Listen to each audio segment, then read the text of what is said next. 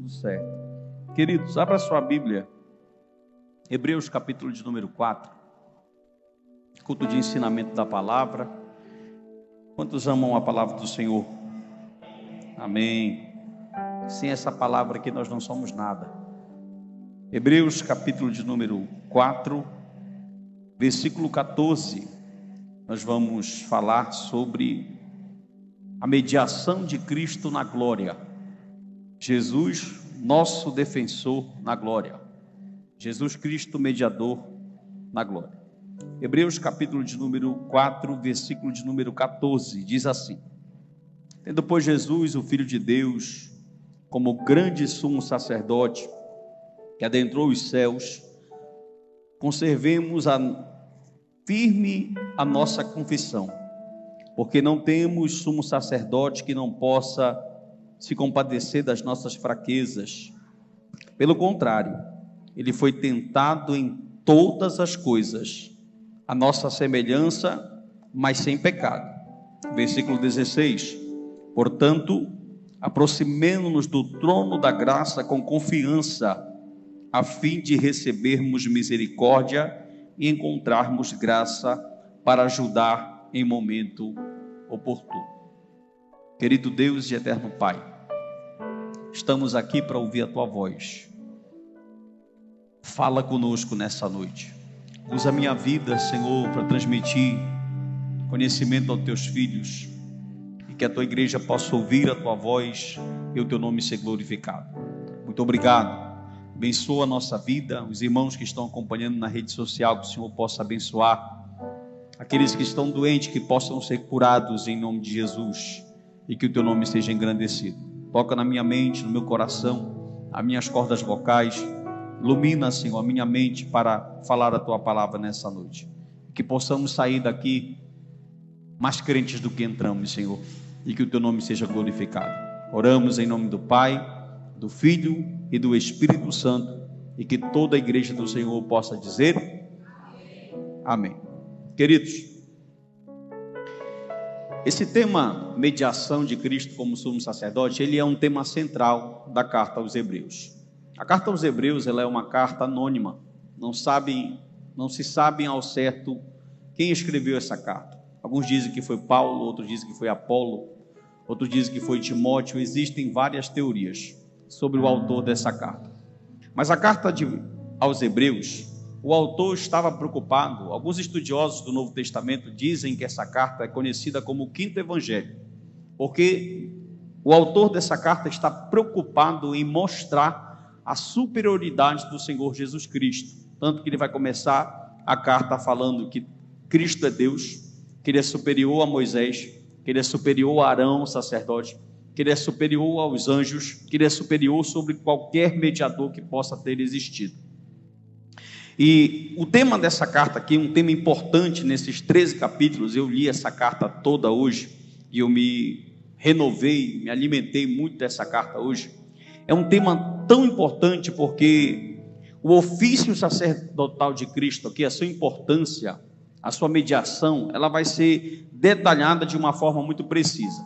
Alguns estudiosos vão dizer que Paulo foi o autor dessa carta, porque o conhecimento de Antigo Testamento que tem aqui na carta aos Hebreus é uma coisa absurda. A forma que ele vai falar de propiciação, de mediação, do sacrifício de sumo sacerdote, da expiação de Cristo, é uma coisa realmente fenomenal. E onde é que está Jesus agora? Presta atenção para mim aqui, por favor. Após Jesus ascender aos céus, Jesus agora está à direita do Pai. O Pai está sentado no seu alto e sublime trono, e Cristo está em corpo, escute isso, em corpo glorificado, isso mesmo, um corpo como o nosso habita no céu. O corpo de Cristo Jesus está glorificado e ressurreto ao lado do Pai, à direita do Pai, fazendo esse papel de mediação, de intercessor, de intermediador, intercedendo por nós, inclusive nesse exato momento aqui. Cristo está fazendo esse papel. Agora, irmãos, nesse momento aqui, quem está fazendo o papel da Trindade é o Espírito Santo. Quando Jesus ascendeu aos céus, nós sabemos que ele deixou o Espírito Santo aqui para tomar conta da igreja e segurar a igreja até o arrebatamento da mesma. E o tabernáculo, pode colocar para mim Hebreus capítulo de número 8, versículo 1 e versículo 2. Esse texto vai dizer aqui, olha que coisa interessante, que existe no céu um tabernáculo. Isso mesmo, olhe para mim aqui, irmão. A planta que Moisés recebeu do tabernáculo, Êxodo capítulo 25 e capítulo 35, foi dado por Deus no próprio céu. E o escritor aos Hebreus, o autor aos Hebreus, está dizendo nesses 2 versículos aqui que nós vamos ler, que existe uma planta, que existe um tabernáculo no céu, e Cristo está lá, nesse tabernáculo, fazendo um trabalho. Está no santuário, existe um santuário, um altar, em constante operação. E ele vai dizer aqui, ora, o essencial das coisas que temos dito é que possuímos tal sumo sacerdote, ele está falando de Cristo, que se assentou à destra do trono da majestade nos céus. Eu gosto dessa expressão assentado, porque ela dá entendimento de obra concluída. Quando ele diz que Cristo está não em pé, mas assentado, é como se o trabalho que Cristo fez, a expiação foi feita e agora Cristo está ali assentado, não mais precisando fazer o sacrifício, que a lei mosaica, o sacerdote precisaria repetir o sacrifício todo dia. Versículo 2, olha o que ele vai dizer: como ministro do santuário e do verdadeiro tabernáculo que o Senhor erigiu. Tem um tabernáculo lá, que não foi erigido por homem, ou seja, a planta que Moisés, é interessante que se você for ler o Êxodo, quando Deus manda Moisés levantar o tabernáculo, você vai ver que Deus vai dar detalhadamente as medições, tamanho das cortinas, tamanho das colunas, ou seja, há uma planta no céu, há um tabernáculo no céu, Cristo está nesse tabernáculo, há um altar constante em operação, e a expiação não precisa mais ser feita nem repetida, porque nós sabemos que quem foi feito através do sangue do Senhor Jesus Cristo. Então preste muita atenção nisso aqui. Vamos lá. Melhor ainda, eu posso dizer para vocês, lá tem um sumo sacerdote, nesse tabernáculo, na glória, Cristo está ao lado do Pai, está lá o mediador, repita comigo, o mediador, o sumo sacerdote, o advogado, que está fazendo o quê, pastor? Que está, nesse momento, lá em nosso benefício. Amém, irmão? Eu já vi muitas ilustrações falando sobre isso, eu quero compartilhar algumas com os irmãos aqui, que, por exemplo, como se fosse, a verdade é assim, o plano de Deus é feito, o autor aos Hebreus vai dizer isso em alguns capítulos, antes da eternidade. Então, Deus não trabalha, nós falamos sobre todos os atributos de Deus aqui, todos não, alguns atributos de Deus aqui na série sobre Deus, e a gente sabe que Deus não tem plano B. Então Deus ele não dá uma ordem e vai trabalhar em cima dela. Quando ele dá a ordem já está determinado, já está pronto, só vai ser executado. E é interessante que quando o autor aos Hebreus fala sobre isso aqui, que ele relaciona a obra de Cristo com tudo que está sendo feito aqui, ele vai mostrar o trabalho que esse sumo sacerdote, Jesus Cristo, está fazendo. Olha só, tudo que é relacionado a Jesus é glorioso. Por exemplo, seu passado, ele fez todas as coisas. No passado, tudo que é relacionado a Jesus é glorioso. No passado, antes de existir, a encarnação não é o início de Cristo, como diz os testemunhos de Jeová. Cristo é autoexistente, ele é Deus, tá bom? Então Cristo não nasceu, ele sempre existiu. A encarnação foi a entrada dele no mundo. Você aprende isso quando você estuda cristologia. Então, no passado, ele fez todas as coisas. Amém ou não amém? O trabalho dele aqui na terra, ele executou o plano de salvação e em seguida subiu ao céu. A ilustração que eu tinha esquecido, lembrei aqui agora. Deixa eu falar para vocês. Por exemplo, é como se Deus estivesse aqui, Cristo está à sua direita, né? E se Deus quisesse punir alguém, o santuário está lá, o altar está lá, e Cristo faz o papel de tudo. Por exemplo, Cristo é o altar, Cristo é o sacerdote, Cristo é o sangue, tudo ele faz o papel, e perfeito. E a gente vai entender como é que o autor aos Hebreus coloca Cristo num patamar diferente. Sabe o que é interessante, irmão? Que ele faz questão de começar falando assim, olha, não existe anjo maior do que ele. Ele diz, por mais que Moisés seja um profeta grande, Cristo é superior a Moisés. Ele vai começar falando, Arão é um sumo sacerdote, o primeiro da linhagem de Levi, mas Cristo é superior porque o seu sacerdócio é na linguagem, ou melhor, é na linhagem de Melquisedeque. Ou seja, ele vai colocando Cristo superior e vai mostrando que Cristo não é só um homem, mas que ele é Deus. E em seguida, quando Cristo sobe ao céu, Deus está aqui. E Deus quer tipo executar um juízo. Olha, vou fazer tal coisa. Como se fosse uma ilustração. É como se Cristo está lá. Diga comigo assim, Cristo Fale para você não dormir, diga: Cristo está ao lado do Pai em corpo. Presta atenção, irmão. Tem uma réplica, ou melhor, tem uma cópia desse corpo aqui lá no céu. Viu? Tem um corpo, Cristo não ascendeu e o corpo dele ficou no túmulo. Ele ascendeu ressurreto. Então, se tem uma cópia, por exemplo, você vai já entender. Se Deus quer executar o juízo e tem uma réplica do corpo lá, ele olha para o lado, para a sua direita, quem está lá? O advogado, o mediador. Quem é ele? Cristo ressurreto. E você já imaginou que naquelas mãos ainda tem marcas? Aleluia, glorifique o nome do Senhor, irmão. Ainda tem marcas naquela mão, porque Cristo foi quem veio aqui morrer pelos nossos pecados.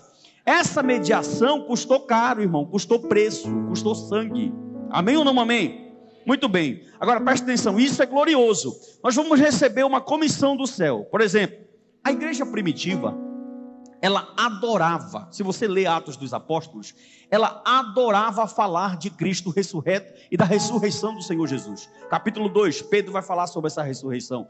Os capítulos mais lá na frente, eles vão tocar em vários momentos. 1 Tessalonicenses, capítulo 4, Paulo vai falar dessa ressurreição. 1 Coríntios, capítulo de número 15, Paulo vai falar dessa ressurreição. Então, o Novo Testamento, a igreja primitiva, ficava impactada em falar disso. Eles adoravam a falar disso, a lembrar disso. Infelizmente, irmão, para muitas igrejas, para muitos pastores, não se fala mais sobre a grandeza dessa mediação que Cristo faz. Os púlpitos deixaram outra coisa. Se eu não entender o que é o papel de Jesus nessa mediação, eu não vou conseguir entender muita coisa no Evangelho. Agora preste atenção aqui, ó. O Cristo ressurreto, que está lá à direita de Deus mediando, Paulo vai escrever em 1 Timóteo, coloca para mim, 1 Timóteo capítulo 2, versículo 5 e versículo 6. Leia comigo o texto, por favor, vamos aprender juntos. Porquanto há um só Deus, olha só, e um só mediador.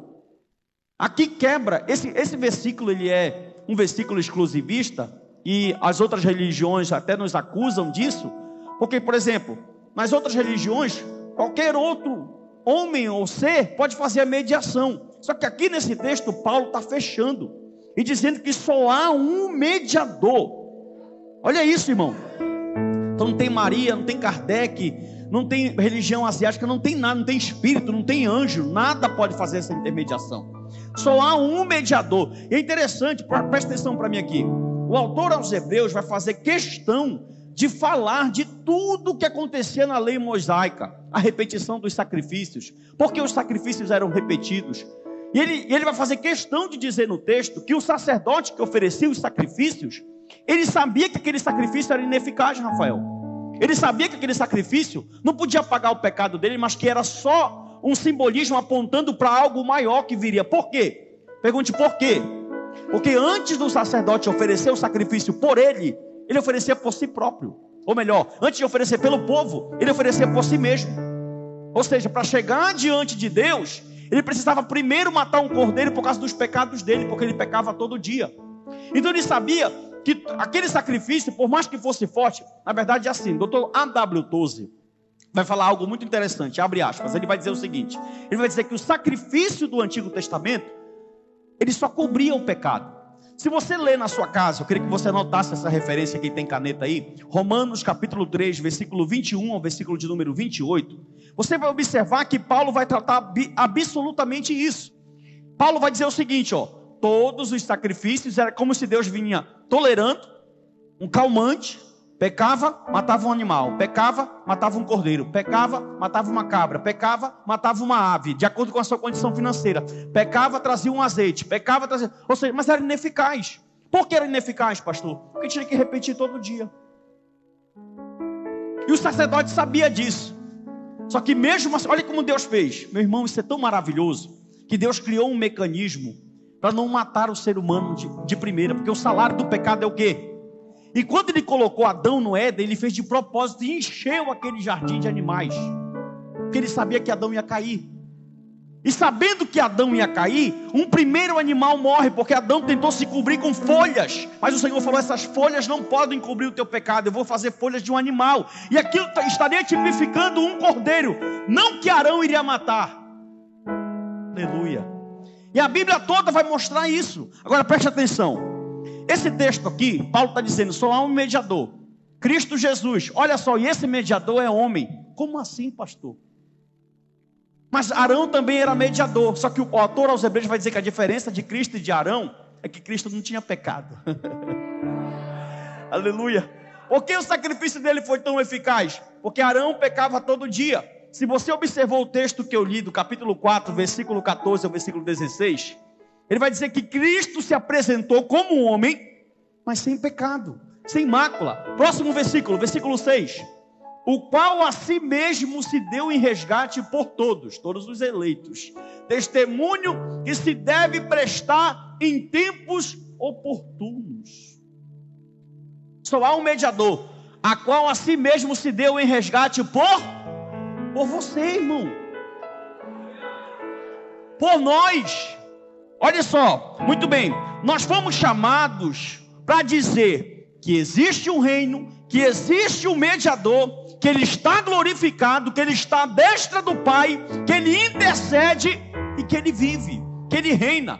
Cristo, sumo sacerdote, hoje intercede pela nossa vida. Aleluia. Muitas coisas não têm acontecido a nós de males por isso. O sacerdócio no Antigo Testamento, preste atenção nisso aqui, vamos lá.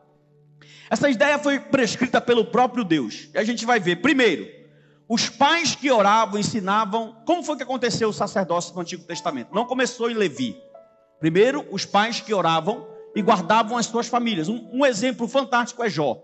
Como o livro de Jó é um livro patriarcal, Jó, quando os seus filhos pecavam, se você ler na poesia de Jó, você vai ver que Jó ia oferecer sacrifício porque ele pensava que os filhos estavam cometendo um delito contra Deus. Só que tanto o pai de família como Jó ofereciam um sacrifício pessoal pela sua família. O sacrifício levítico é maior. Por quê? Porque o sacerdote agora não vai oferecer sacrifício só por ele e pelos seus filhos, mas por toda a nação. Olha como Deus, olha a mente de Deus. Primeiro os pais, isso vale para hoje. Primeiro os pais cuidam das suas famílias. A responsabilidade é nossa. Eu ensino meu filho, eu cerco meu filho de oração, eu cerco meu filho de ensinamento da palavra. O que eu estou fazendo? Exercendo meu sacerdócio.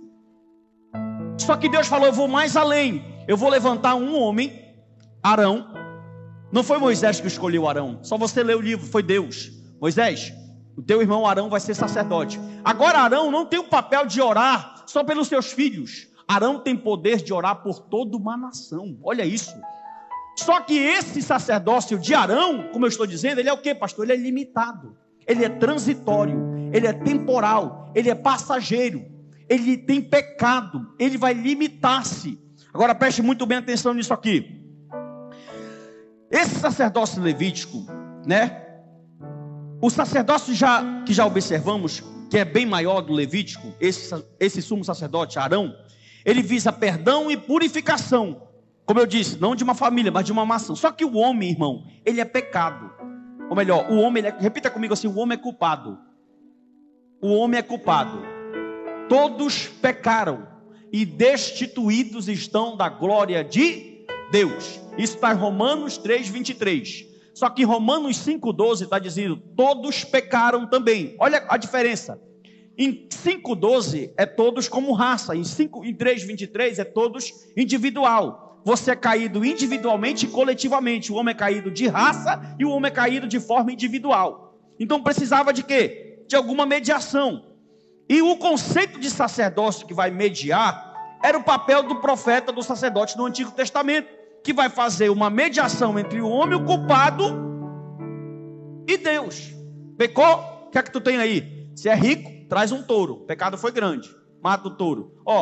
Irmão, olha a jogada de Deus. O sangue do bode, do touro, do animal, tirava o pecado, sim ou não? Tirava o pecado, sim ou não? Fale, irmão, comigo, sim ou não? Misericórdia. Não, irmão. Cobria, diga comigo assim, cobria. Agora preste atenção. Toda vez que eu pecar, vai doer no meu bolso, porque eu vou perder um animal. Então o camarada vai pensar 2 vezes antes dele cometer um delito contra Deus. Se eu pecar, vai ter que morrer um carneiro meu, vai ter que morrer uma ave. Vou ter que dar uma farinha, um azeite. Olha a jogada de Deus. Só que ele sabia que isso era o quê? apontava para um outro ponto, porque esse sacrifício mosaico que foi repetido e repetido e repetido, se você pegar Levítico, capítulo de número 1 ao capítulo de número 6, está uma lista: oferta pelo príncipe, oferta pelo sacerdote, oferta de manjares, holocausto, oferta pelo povo, tudo isso é sacrifício da lei mosaica. Você vai observar lá que Deus achou uma maneira de cobrir, aleluia, mas não de expiar. Agora preste atenção, um ponto fundamental. Isso aqui é lindo, irmão. O sacerdote, para ser sacerdote, precisava ser ordenado por Deus. Quem escolheu Arão não foi Moisés. Quem escolheu Arão foi quem? E o que tem de sacerdotes que estão se ordenando hoje? Quando o sacerdote não era ordenado por Deus, ele era considerado falso. Quem escolheu os sacerdotes? Deus. Quem escolheu os apóstolos? Os apóstolos, Jesus. Depois que Jesus morreu, os apóstolos escolheram Matias. Depois que Paulo entrou, não se consagrou mais apóstolos. Quem tomou conta da igreja depois? Os presbíteros.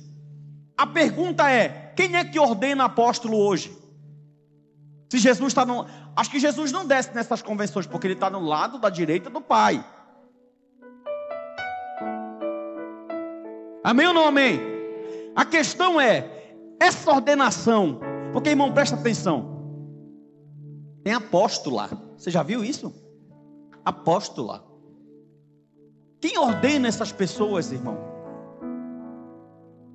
Elas se ordenam. E biblicamente, quando um sacerdote se ordenava, ele era considerado o quê? Falso. Ele tinha consciência que o seu sacerdote era terreno, limitado. Ou seja, o sacerdote era escolhido pelo próprio Deus. Os apóstolos foram escolhidos pelo próprio Cristo. Quem é que pode ser pastor hoje? Eu tenho uma unção pastoral na minha vida. Eu posso consagrar um pastor, porque eu sou pastor. Mas não é qualquer um: eu sei falar, eu sei pregar, você é bispo, você é evangelista. Não, não funciona assim. As coisas de Deus são como? Com ordem, com decência, com sabedoria. Aleluia. Outra coisa, irmão, o poder não está no título. O maior de todos foi servo. Aleluia. O maior de todos os sacerdotes foi servo, irmão. Sabe o que é interessante? E se o camarada não tiver título de evangelista, ele não quer servir. Se ele não tiver título de apóstolo, parece que saiu a unção dele. Se não tiver título de bispo, ele não quer ir. Se chamar de irmão, ele vira o berço. Vamos ouvir irmão fulano. Irmão não, pastor. É pastor sim, mas é irmão. Aleluia. É servo. Olha só, presta atenção. O sacerdote sabia que o sacrifício só cobria o pecado. E isso apontava para um sacerdócio e sacrifício perfeito. João Batista foi tremendo. João capítulo 1, parece que é o versículo 19. Coloca aí. Depois de tantos sacrifícios, depois de tantas coisas que apareceram, de tantos animais mortos, um profeta aparece. Aleluia. 1:19. Um profeta aparece e ele vai dizer isso aqui, ó. Não é 1:19. Eis o Cordeiro de Deus que tira o pecado. Vê se é 1:9. Por favor. Quero que a igreja leia o texto comigo. Não é. Não lembro. Lembra a referência? Abre João capítulo 1 aí, Rafael. Procura esse versículo para mim. Está no capítulo 1. Vê 1:14, Jonathan. 29. Depois de tantos animais mortos, isso, está aqui, esse texto. Olha só, tantos sacrifícios, um profeta vem e vai falar essa palavra que a lei mosaica esperou a vida toda. Aqui está dando um basta, num sacrifício limitado, num sacerdócio limitado, e aparecendo um cordeiro que vai morrer uma única vez, que vai expiar o sangue uma única vez. Mas como ele é Deus, perfeito, não tem pecado, aleluia, é homem. Aí ele vai dizer, ó: eis o Cordeiro de Deus que tira o pecado do... Oh, glória. Está expiado, irmão. Não precisa repetir. Eis o Cordeiro de Deus que tira o pecado do mundo. Isso tá, presta atenção. O sacrifício do Antigo Testamento não mudava o homem. Mas esse aqui muda. Aleluia. O sacrifício do Antigo Testamento não regenerava o homem. Mas esse aqui muda. Por quê? Que é feito pelo próprio Cordeiro, antes da fundação do mundo, Cristo Jesus glorificado. Aleluia. Muito bem. Efésios capítulo 2, versículo 8 e 9, Paulo fala que não é por obras, mas é por graça. Agora preste atenção nisso aqui.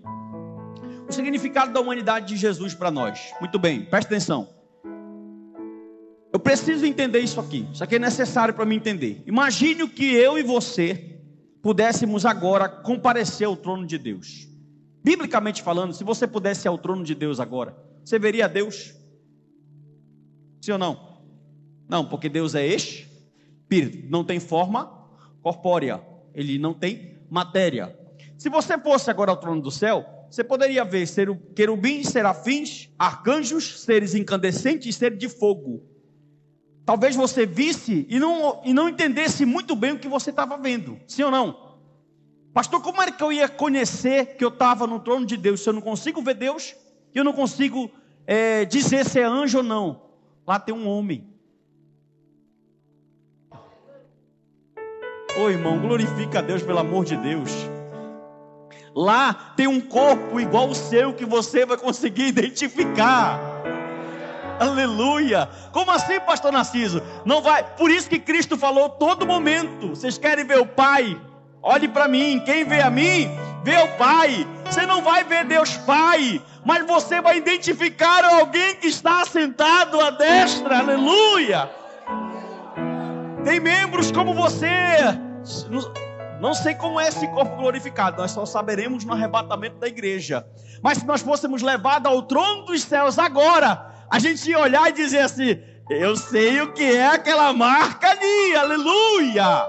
Que Cristo está lá, irmão, com um corpo glorificado. Olha, não sei por qual razão, motivo e circunstância Cristo quis levar o corpo. Mas ele tem algo com o corpo, porque ele fala: o que é corruptível se transformará de incorruptibilidade, o que é mortal se transformará de imortalidade. Tragada foi a morte pela vitória. Alguma coisa ele quer com o corpo. E esse corpo que a bactéria come, esse corpo limitado que tem doença, ele será glorificado, transformado. E o sacrifício de Arão não podia fazer isso. O sacrifício da lei mosaica não podia fazer. A mediação desses sacerdotes da antiga aliança não podiam fazer isso. Mas a expiação do sangue desse cordeiro que tira o pecado do mundo pode fazer isso. Louvado seja o nome do Senhor Jesus Cristo. Outra coisa, irmão, olha isso aqui. O mediador fez um pedido. Coloca para mim João 17, 22. Olha esse texto aqui, irmão. Jesus é o mediador, sim ou não? Sim ou não? 17. Eu lhes tenho transmitido a glória que tens dado, para que sejam um como nós o somos. 23. Olha esse texto. Eu neles e tu em mim, a fim de que sejam aperfeiçoados na unidade, para que o mundo conheça que tu me enviaste e os amaste como também amastes a mim. Agora, não, segura no 23. Agora o mediador, irmão, deixa eu te perguntar uma coisa. Me responda, por favor. Teria possibilidade do Pai negar um pedido de Jesus? Sim ou não? Sim ou não, irmão? Fale com convicção, não. Quando Jesus esteve aqui, não coloca o 24, segura aí. Quando Jesus esteve aqui, qual foi a vez que ele disse: cego veio e o cego ficou cego? Mudo, fala, glória. Paralítico, levanta, pulando no templo. Mate, acalma. Tudo que estava, o cosmo estava sobre a ordem dele. Sim ou não? Como um homem. Imagine agora. Calma. Que ele está glorificado, tem as mãos marcadas, com o corpo ressurreto, e está com o Ki de Super Saiyajin no nível 3. Num alto nível, olhe para cá. Num nível máximo, olhe para mim. Teria possibilidade desse mediador que está à destra do Pai, eu vou falar isso para você da glória, sentado, glorificado, ressurreto, aleluia.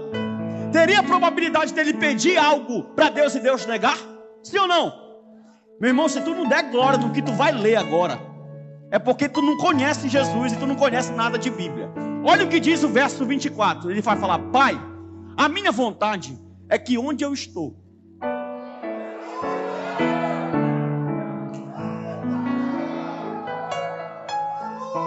Não, eu estou acabando de falar que tu está salvo. Aí tu, glória a Deus. Meu Deus, irmão, pelo amor de Deus. Pai, a minha vontade é que onde eu estou, é que estejam comigo os que me deste. Para que vejam a minha glória. Tu não conhece o que é a glória de Deus. Nós conhecemos Ele numa passagem encarnado, mas nós vamos ver como Ele é. Todo principado, toda potestade se submete ao seu poder. Ele criou todas as coisas, tudo é por meio dele, por ele e para ele. Ele é o Logos, ele é o Verbo encarnado. Esse versículo, levante a sua mão direita, irmão. Esse versículo aqui é segurança que eu e você estaremos lá, juntamente com ele. Ele está dizendo, Pai, eu tenho... presta atenção. Lá na antiga aliança, deixa esse versículo aqui. Lá na antiga aliança, lembra que Salomão ofereceu um monte de holocausto, de sacrifício, para inaugurar o templo?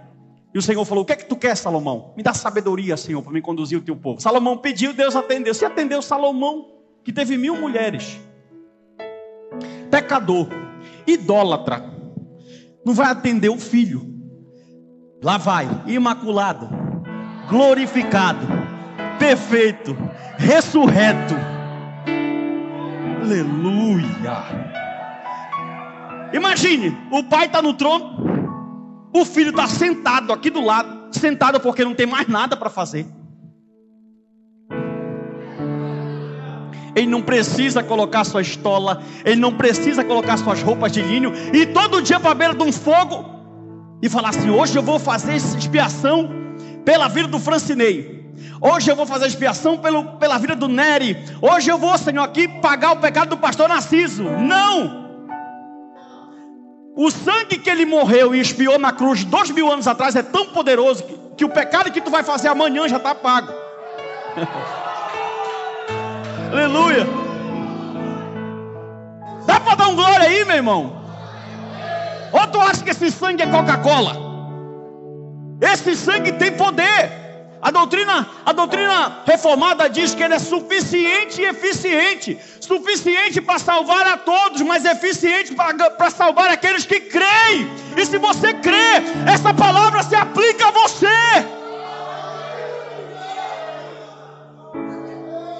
Escute, ele disse assim, todo poder foi me dado. Na terra e no... Imagine ele conversando com o pai. Pai, posso te pedir uma coisa? Oh glória. Pode, meu filho, pede. Posso pedir, pai? Pode. Peça, meu filho. Que onde eu estiver, que eles, que o Pedro, que o Arlindo, que a irmã Madá, que o irmão Marcos, que o Jonathan, que a banda Avivamento, que onde eu estiver, e eu quero ver o pai negar. Para que vejam a minha glória que me conferiste, porque me amaste antes da fundação do... O pai amou tanto o filho, que ele falou, meu filho, eu tenho um papel, eu sou o Senhor, mas eu quero dar todo o poder a ti. Aí vem Paulo, todo joelho tem que se dobrar, toda língua, porque só há um... Meu Deus, Maria não pode te colocar lá, Buda não pode te colocar lá, Kardec não pode te colocar lá, os muçulmanos não podem te colocar lá, as religiões de matriz africana não podem te colocar lá, o nirvana budista não pode te colocar lá, o candomblé não pode te colocar lá, mandinga, mancuba não podem te colocar lá.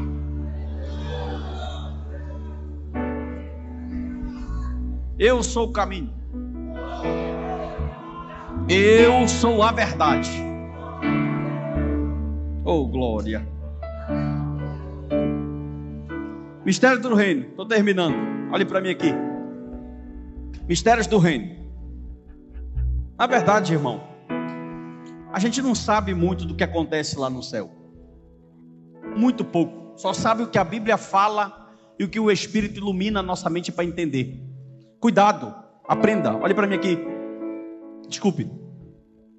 Quando você vê algum irmão empolgado com a espiritualidade, está orando em algum lugar, e querer levar a sua vida por supostas revelações, cuidado com isso. Deus não vai revelar nada mais além da sua palavra. E revelação de A, de B, de profeta, de Cilano, de Ciclano, não é doutrina para a tua vida. O que é doutrina para a tua vida é a Bíblia. Então cuidado com esse negócio. Eu fui no céu essa madrugada. Ninguém subiu, senão aquele que desceu. Cuidado com esse negócio. Eu fui no inferno e vi o diabo lá. Cuidado com essas coisas. Tudo o que nós podemos saber de Deus está no livro. Amém ou não amém? Muito bem. Como a gente não sabe muita coisa que acontece lá, Deus deu alguns spoilers. 1 Tessalonicenses capítulo de número 4, versículo 14. Você vai lendo. Essa igreja aqui, você conhece o contexto, nós já trabalhamos aqui. Eles estavam tristes porque eles pensavam que Jesus não ia voltar mais. Aí Paulo escreve para eles e fala assim, pois se cremos que Jesus morreu e ressuscitou, assim também Deus, mediante Jesus, trará em sua companhia os que dormem. Meu irmão, quando Cristo voltar, volta lá no versículo, meu filho. Isso. Quando Cristo voltar, mas vai vir uma galera com ele. Ele vai trazer todo mundo. Tua avó que morreu, teu avô, o pastor fulano que te batizou, vai vir. Aleluia. Vai ser um. Se tu acha, meu irmão, que há um maior acontecimento aí para Marte é pisar na lua, porque você não sabe o que é o arrebatamento da igreja. Olhe para mim. Trará em sua companhia os que dormem. Versículo de número 15. Aí ele diz: ora, ainda vos declaramos por palavra do Senhor isto, nós os vivos. Tem algum vivo aí, irmão? Os que ficarmos até a vinda do Senhor, de modo algum precederemos que dormem. 16. Porquanto o Senhor mesmo, dada a sua palavra de ordem, ouvida, você já aprendeu que a ordem dele, a palavra dele não tem como voltar atrás. Ouvida a voz do arcanjo e ressoada a trombeta de Deus, descerá dos céus, todo olho verá. Esse negócio de arrebatamento secreto foi mentira que te contaram. Descerá dos céus, e os mortos em Cristo ressuscitarão. 17. Depois, nós os vivos, o que ficarmos, seremos arrebatados juntamente com ele entre as nuvens, para o encontro do Senhor nos ares, e assim estaremos não 1000 anos. Para você que acredita no milênio literal, mas para... Aleluia! Aí versículo 18, é lindo 18. Quando alguém escuta falar de arrebatamento, de volta de Cristo descer, que medo, meu Deus. Olha o que Paulo está falando. Console, meu Deus. Paulo está falando assim, para você que tem certeza que quando o céu rasgar tu vai subir, te alegra, que essa é a maior de todas as tuas esperanças. Depois de falar de arrebatamento para os irmãos de Tessalônica, ele fala: consolai-vos, pois, uns aos outros. Aí você vai consolar o seu irmão agora. Olha para ele, rápido, e diga assim para ele: Jesus está voltando para te buscar.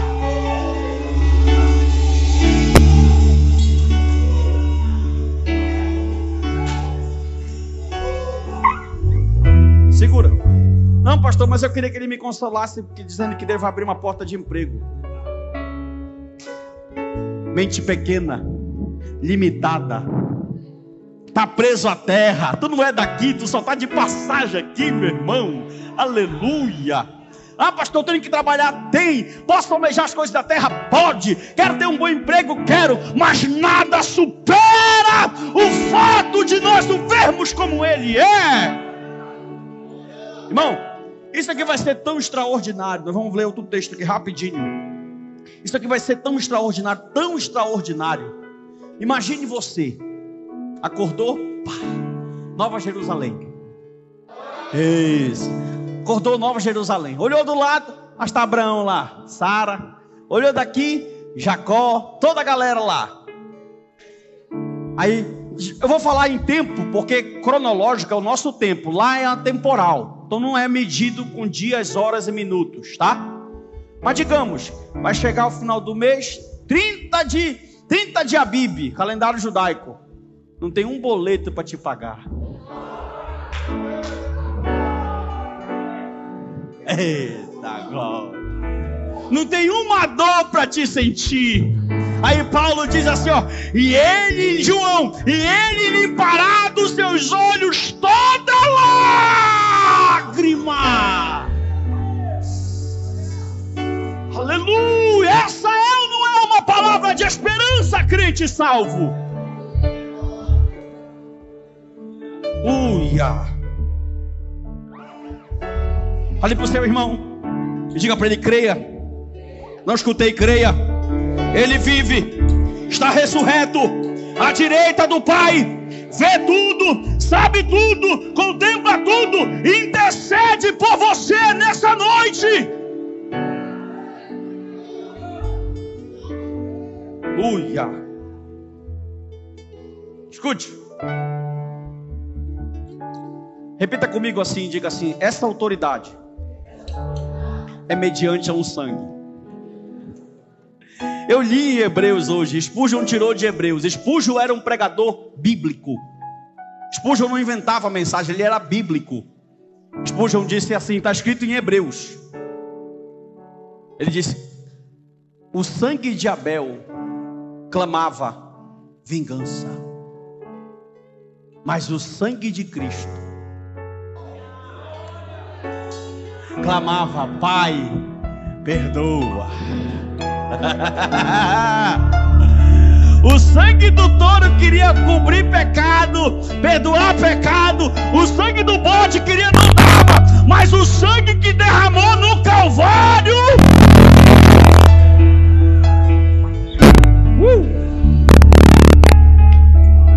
Para encerrar, coloca para mim 1 Coríntios capítulo de número 15, versículo de número 42 ao 44. Leia comigo o texto para a gente encerrar. Pois assim também é a ressurreição dos mortos. No versículo de número 36 ao 38, olhe para mim. Paulo fez uma analogia com uma semente. Ele disse, para nascer tem que primeiro morrer. Meu Deus, que Deus. Vamos ler, irmão. Coloca para 1 Coríntios capítulo 15, 36, por favor. Olha o que ele fala aqui. Insensato, o que semeia não nasce sem primeiro não morrer. Pode colocar.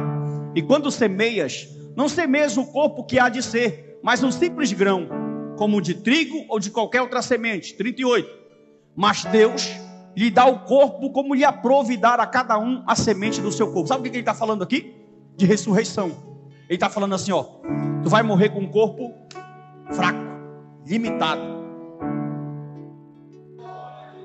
Agora coloca o versículo de número 42. Olha como tu vai ressuscitar. Pois assim também é a ressurreição. Semeia-se o corpo em corrupção. Teu corpo vai morrer em corrupção, mas vai ressuscitar na incorrupção. Semeia o corpo em desonra, mas vai ressuscitar em glória. Faça aí, meu filho, 43. Semeia em fraqueza, aleluia, mas ressuscita em 44. Semeia o corpo natural, mas ressuscita espiritual. E se há corpo natural, há também corpo espiritual. 49 para te dar glória. Lei da glória, que quem tem poder é a palavra. E assim como trouxemos a imagem do que é terreno, devemos trazer também a imagem do celestial. Passa, meu filho. Isso afirma, irmão, que a carne e o sangue não pode herdar o reino, nem a corrupção herdar a incorrupção. Eis que vos digo o mistério: nem todos dormiremos, mas seremos todos transformados. Pode passar, meu irmão. Versículo, no momento, no abrir e fechar de olho, ao ressoar da última trombeta, a trombeta soará, os mortos ressuscitarão incorruptíveis, e nós seremos transformados que o corpo corruptível se revista de incorruptibilidade e que o corpo mortal se revista de imortalidade. E quando esse corpo corruptível se revestir de incorruptibilidade e o mortal se revestir de imortalidade, então se cumprirá a palavra: eis que tragada foi a morte pela vitória.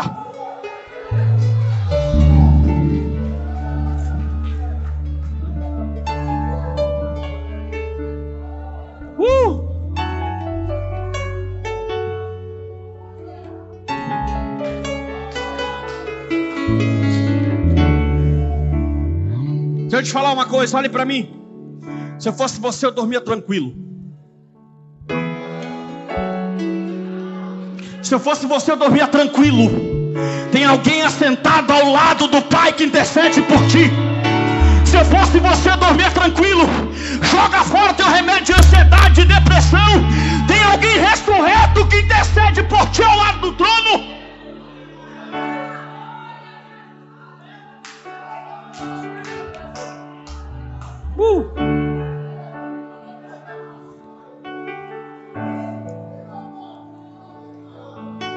Escute.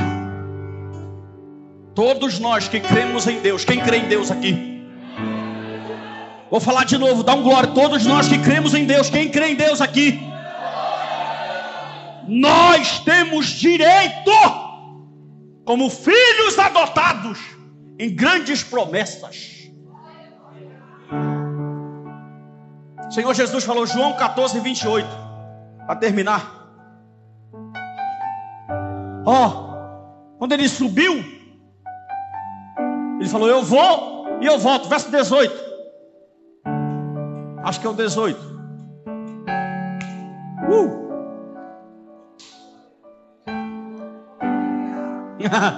Não deixei vocês.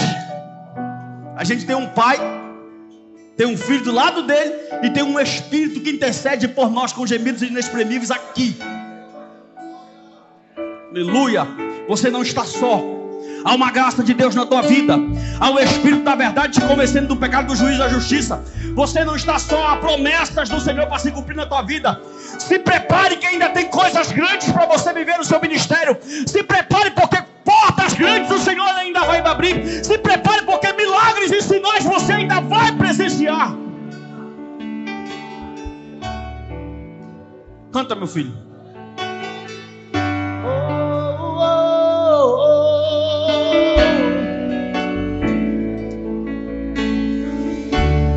Não se turbe o vosso coração, e crede em Deus e também em mim.